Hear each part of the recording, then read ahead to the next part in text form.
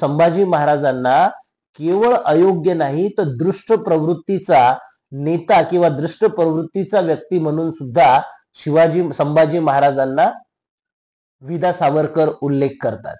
Excessive intelligence in drinking याचा अर्थ असा होतो की ते अतिशय जास्त व्यसनाधीन होते, बाहेरख्याली आणि महिलांचा अत्यंत आसक्त व्यक्ती होता.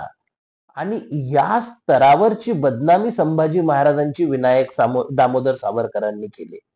सावरकर संभाजी महाराजांना व्यसनाधीन म्हणतात, बाहेरख्याली म्हणतात, स्त्रीलंपट म्हणतात.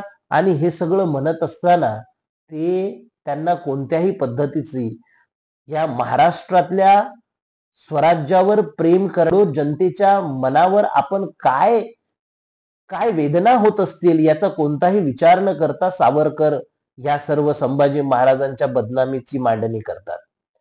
खर तर संभाजी महाराजांच्या बदनामीचा खरा सूत्रधार हा विदा सावरकरच आहेत. मला या गोष्टीचं आश्चर्य वाटतं की संभाजी महाराजांवर एवढ्या आश्लाघ्य पद्धतीनं लिखाण करणाऱ्या सावरकरांनाच इथल्या मराठा ओबीसी कुणबी वर्गानं डोक्यावर उचललं.